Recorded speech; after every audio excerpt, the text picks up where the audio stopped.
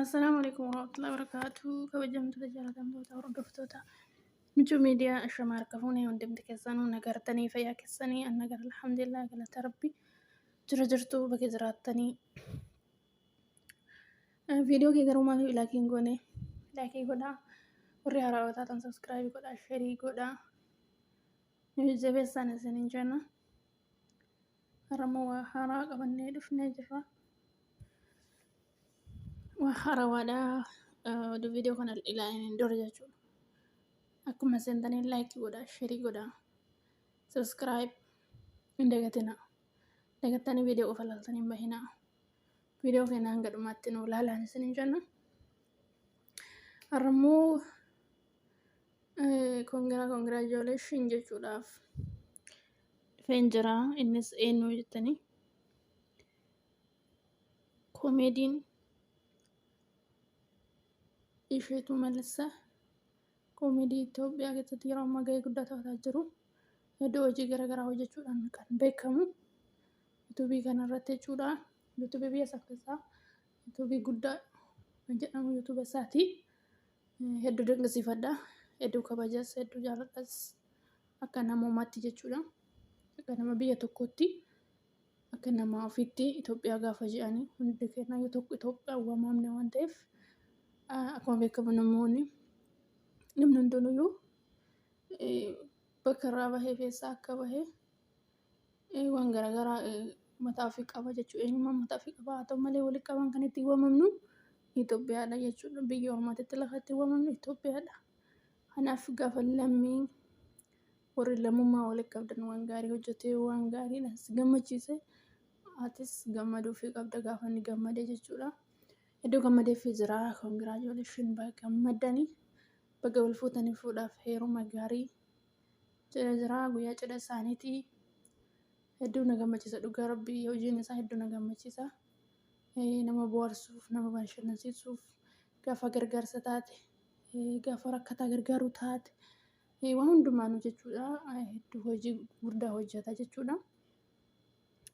Yaadata yoo ta'e eenyuma kana guyyaa lama yookiin tokko dura jechuudha kan inni gargaarsa masjida Daarussalaam yookiin immoo masjida Ayyar Xeenaa Kabardaree argamuuf gargaarsa yuutuubii isaanii fayyadamuudhaan sagalee ta'uudhaaf dhahanii karaa yuutuubii isaanii laayifii sa'aatii 4 darbanii gara miliyoona 4 qarshii guurame jechuudha. Qarshii Itoophiyaa masjidni kan barbaadu minaara masjidaa hojjechuudhaaf miliyoona 5 ture. Miliyoona 4 sassaabamee jira jechuudha. Inshaallah sanii ol sassaabama jedhanii abdii qabna. Hedduu nama gammachiisa waan gaarii hojjete namni waan gaarii hojjetu nama biratti illee uumaa fi uumama isaa bira uumama isa uume biraatti illee jechuudha. Waan gaariidha jedhamee fudhatama jechuudha. Waan hundumaafuu hedduu nama gammachiisa jira. Nama gaariidha. Namni gaariin akkanaa kuni baay'atu miidiyaa fi fayyadamanii namni miidiyaa qabaate miti miidiyaa isaanii maal akka hojjetu beeku amanii hojii isa fakkaatu hojii baay'ee barbaachisaa ta'e biyya isaanii barbaachisaa ta'e irratti hundaa'ee hojjetaa jira jechuudha. Hulaa baay'ee cufee jira jechuudha. Sagantaalee baay'ee qaba. Yuutuubii isaa irratti sagantaa hedduutu jira. Sagantaa kanarratti wanta biyyaaf barbaachisu wanta hojjetamuu qabu hojjetaa jira waan isa fakkaatu hojii mataa isaa jechuudha. Aadiyaa mataa isaa jechuudha waan inni hojjetan hojjechuutti jira jechuudha. Hedduu nama gammachiisaa hedduu irraa barachuufis kan nama kakkaasu gara hojiittis fakkeenya fudhachuufis nama cimaadha jechuudha. Odoon ceemine osoo hin jibbine baadiyyaa deemee baadiyyaa baay'ee bakka ifaan hin jirre bakka bishaan hin jirre rooba keessa caama keessa halkaniif guyyaan deemee kan waraabee hedduu kan agarsiisu jechuudha. Naannoo Itoophiyaa jechuudha. Sabab sablammoota hedduu bira deemeetti jechuudha. Akkasuma naannoo Sidaamaa, naannoo Amaaraa, naannoota hedduu deemee bakkoota cidhaatti argamuudhaan bakkoota namoonni wal gahanii hojii wal gargaarsa hojjetanittis akkamitti akka namni wal gargaaree naannoo sanii aadaa fi duudhaan isaanii akkam kan jedhu waraabee kan inni gara uummataatti as fidu jechuudha. Akkasuma immoo yoo ijoollee dinqisiisa ijoollee kan jedhullee sagantaa jira. Sagantaa isaarratti illee waa baay'ee hojjeta dhalootaaf fakkeenya ta'a jechuudha. hedduu kan nama gammachiisu dhugaa rabbii dubbachuu fi baay'ee gammadee fi jira har'a guyyaa cidha isaati. Cidhi keessan cidha milkii kan gammachuu isiniif haa ta'u jechuun hin barbaada. Horaa bulaa deebanaa jechuun hin barbaada. እንኳን ደስ አላችሁ፣ እንኳን ደስ አለን፣ ወለዱ ክበዱ ማለት ፈልጋለሁ። እና አማርኛ ብዙም አልችልም እና በኦሮምኛ ነው መሻለኝ መሰለኝ እና እኔ በግሌ በጣም ደስ ብሎኛል እና እንኳን ደስ አላችሁ፣ ትዳራችሁ ያማረ የሰመረ ይሆንላችሁ እላችኋለሁ። ወንድማችን በጣም እንወዳለን፣ እናከብራለን፣ ኑርልን፣ እንኳን ደስ አለ ማለት ፈልጋለሁ እኔ በበኩሌ እና akkasuma baay'een gammadeef dhugaa rabbii iddoo waan nama gammachiisu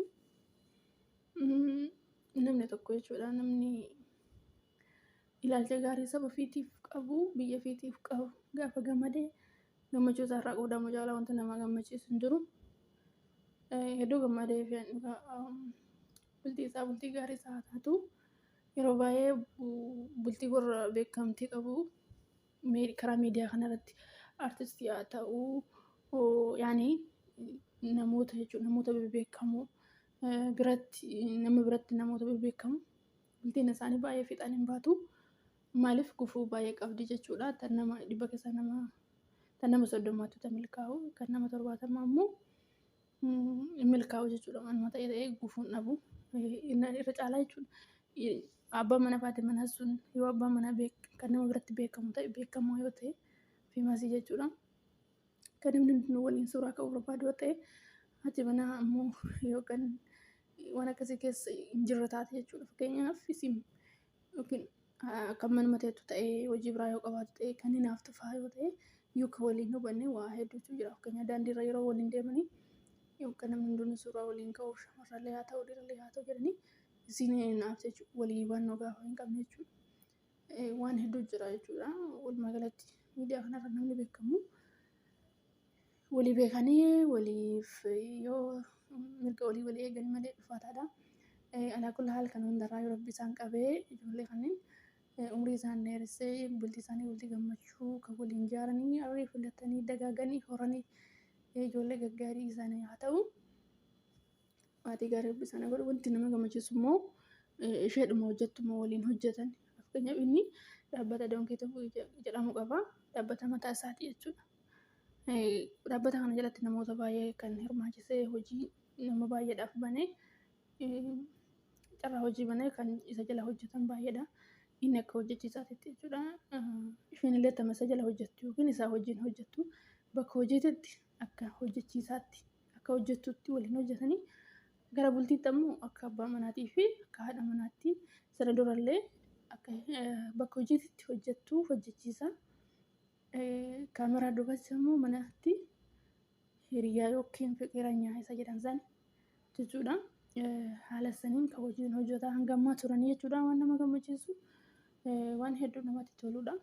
Waliin hojjechaa bultiilee ijaarratanii gaafa jiran immoo daran nama gammachiisaadha. Irra caalaa yoo akkas ta'e iyyuu namatti tola. Maaliif hin hubatti illee jechuudha. Bultii keessatti illee walii hubatu jarri jechuu hojii tokko hojjetanii waan ta'eef fakkeenyaaf hojiin gara miidiyaa kun baay'ee kan irra nama bulchee nama bulchu jechuu hedduu ulfaata waan ta'eef yoo inni mana galuullee ture maaliif alaltuu bitaa jettee itti loluu hin dandeessu. Sababni isaa walitti dhabuu hin danda'an. Hin beekaa hojiin amma akka yeroo akkamii akka nama fudhatu. Kanaaf walii hubachuudhaaf baay'ee dhiyoodha jechuudha. Walii hubatu jedheetuma yaada inshaallah. Walumaa galatti baay'ee nama gammachiisa. Baay'ee gammadeeraa fi bultii gaarii rabbi isaaniif haa godhu. Baay'ee gammadee congratulations my brother jedhan jiraanii. Hedduu nama gammachiisa. Dhukkaba gammaddanii shirshir godhuun bira naaf geessan isin hin jedha hunda keessan iyyuu isin jaaladha isin kabaja. Irra deebiin congratulations obboleessa keenya kabajamaa jaalatamaa kan jaalannu godhuun kabajanu akka obboleessa keenyatti kan hedduu irraa baannu kan fakkeenya godhannu inni yeroo nama gargaaru musliimaa kiristaanaa addaan hin baasu. Hundumaayyuu kan rakkatan ni qarqaaraa, bira dhaabbataa, hedduu nama gammachiisu. Baay'een jaaladhaan baay'een kabajanii. Umriin nuuf dheeratu haa jiraatu, rabbiin jaalatuun isaa haa jaalatuuf hedduu kabajanii jechuun hin barbaada. Hanga viidiyoo fi laayivii irraa walitti deebinutti nagaa keessan haa jiraadhaa. Wassalaamu alaikum warahmatullahi wabarakatuh.